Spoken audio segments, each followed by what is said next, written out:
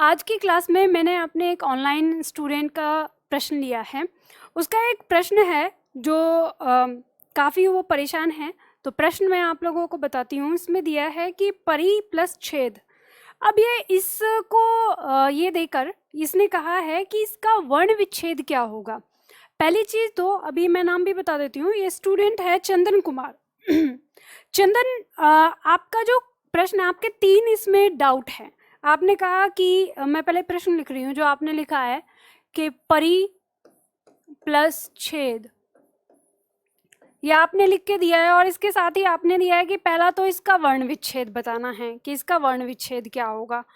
और सेकंड आपने कहा है कि उच्चारण करते समय च या छ में से किसका उच्चारण पहले करेंगे, ठीक है। और तीसरा आपने इसमें प्रश्न किया है कि च और छ में से पूरा वर्ण कौन सा होगा।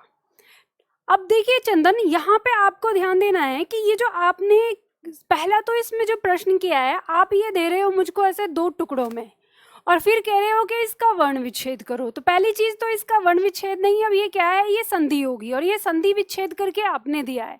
तो मैं आपको इसको शुरू से ही बता देती हूँ कि परी प्लस छेद ये आपकी संधि है। और इसमें संधि कौन सी है, व्यंजन संधि है। हमने कैसे पहचानी, तो हम इसकी पहचान भी ऐसे कर सकते हैं कि मैंने आपको पढ़ाया है कि जब हम किसी 2 शब्दों में संधि जब करते हैं तो हमारे पहला जो प्रथम शब्द है उसका अंतिम वर्ण और जो द्वितीय शब्द है उसका प्रथम वर्ण, उन दोनों वर्णों में हमारी संधि होती है।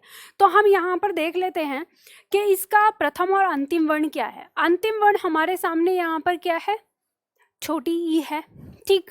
और यहाँ पे हम देखते हैं तो प्रथम वर्ण हमारे सामने क्या है, ये छ है। अगर हम यहाँ देखें, इसको बाहर निकालें तो ये ए हमारा यहाँ पर बाहर आता है। मैं इसको ऐसे ही रख लेती हूँ ताकि समझने के लिए, ठीक।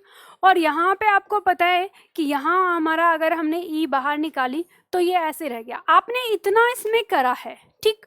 यहाँ तक आपने करने की कोशिश करी है। इसके बाद आपको कंफ्यूजन हो गया है। तो मैं ये बताती हूँ चंदन, आपको यहाँ पर ध्यान देना है और इसके साथ साथ और भी छात्रों को जिनको इसमें कंफ्यूजन होता है। तो आपको सबसे पहले चीज़ समझनी है कि ये हमारी व्यंजन संधि है। व्यंजन संधि कैसे कि इधर वर्ण आपका क्या है, स्वर है, और इधर वर्ण आपका क्या है, व्यंजन है। तो हम कहते हैं जब किसी स्वर और किसी व्यंजन का मेल होता है तो वो व्यंजन संधि कहलाती है।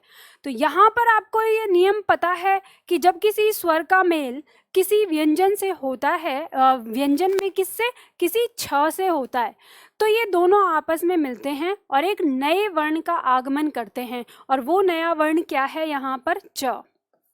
तो जब नए वर्ण का आगमन हो जाता है, ये मैंने आपको बताया कि इसमें इसके आगे पीछे जो कुछ भी लिखा होता है वो ज्यों का त्यों उतर जाता है। तो आपको पता है कि ये यहाँ पर जो कुछ भी लिखा है वो ज्यों का त्यों उतर जाएगा ऐसे, और यहाँ पे जो कुछ भी लिखा है वो ज्यों का त्यों उतर जाएगा इस तरह से।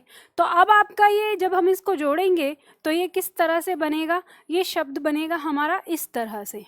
अब इसमें आपको कोई कंफ्यूजन नहीं होना चाहिए। पहली चीज तो संधि आपकी होगी इस प्रकार से।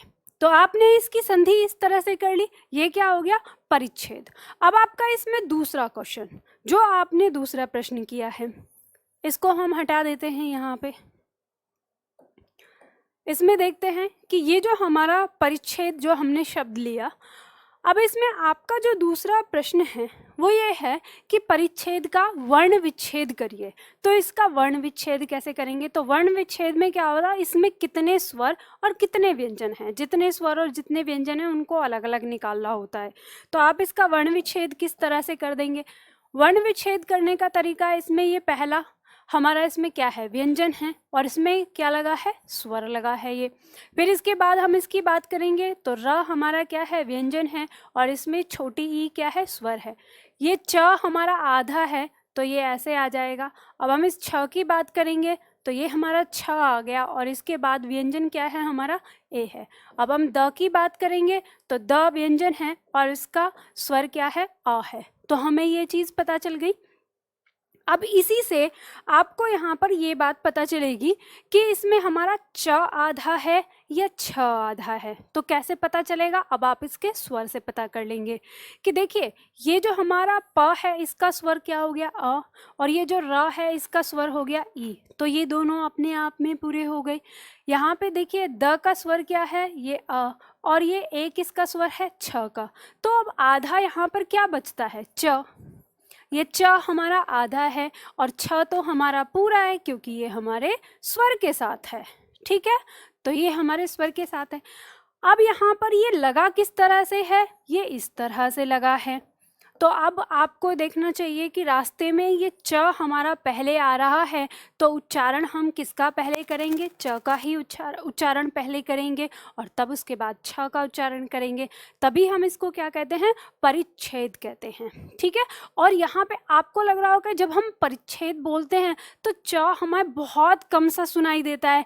तो वो कम इसलिए सुनाई देता है क्योंकि उसके साथ उसका स्वर नहीं है, उसका साउंड किस पे जा रहा है, यानी इस च का जो साउंड है, इसकी जो ध्वनि है वो छ से चिपक के आ रही है क्योंकि इन दोनों के बीच में कोई स्वर है नहीं, ये स्वतंत्र नहीं है। इसकी जो ध्वनि है वो किसका सहारा ले रही है, वो सहारा ले रही है इस स्वर का, यानी वो इसके साथ इसको उच्चारण कर रहा है, तभी वो क्या हो रहा है, जल्दी से भूल जा रहा है। तो ऐसे ही हमारे वो सारे शब्दों के साथ होता है जिन शब्दों में हमारे कोई भी वर्ण आधा होता है। तो ये चीज़ आप अगर समझ जाते हैं तो आसानी से कर सकते हैं। ये क्वेश्चन आपका इतना भी मतलब ऐसा नहीं था कि आप इसको नहीं समझ सकते थे, बस हो सकता है आपको थोड़ा सा कन्फ्यूज़न हो गया है। अच्छा, आपको अगर ये कन्फ्यूज़न हो गया है इस तरीके से, तो आप जो मैंने आपको संधि पढ़ाई हैं उनकी वीडियोस को आप दोबारा देख सकते हैं। जो मैंने आपको वर्ण विच्छेद पढ़ाया है, जहाँ पर वर्णमाला पढ़ाई है, वहाँ पे आप जाके दोबारा देख सकते हैं। मैं आप लोगों को बता दूं कि आपको जो ऐप पर वीडियोस मिलती हैं वो वीडियो आप कितनी बार भी देख सकते हैं। 1 साल तक आपके पास रहती हैं वो, तो आप अपने पास उसे कितनी बार भी देखें। मैं तो कहूँगी ज़्यादा से ज़्यादा कई बार देखिए, जल्दी सीखिए। और मैं यहाँ पर ये भी बताना चाहती हूँ कि जिन छात्रों को मेरी ऑनलाइन क्लास लेनी है या मेरे एप्लीकेशन को डाउनलोड करना है, तो अब मेरे एप्लीकेशन का नाम हिंदी एकेडमी हो गया है।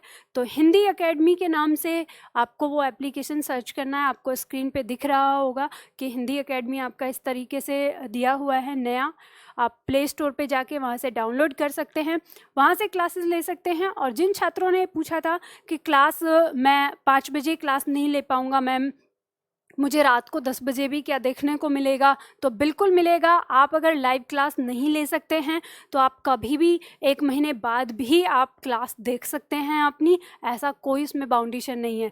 सबसे अच्छी बात यह है कि ये 2 महीने का कोर्स है, लेकिन 2 महीने का कोर्स होने के बावजूद भी आपके ऐप पर ये पूरे 1 साल तक रहेगा। आप 1 साल तक जितनी बार चाहें उतनी बार आप अपनी क्लासेस देख सकते हैं। तो फिर मिलते हैं अगले वीडियो में अगले डाउट के साथ। तब तक के लिए खुश रहिए, मस्त रहिए।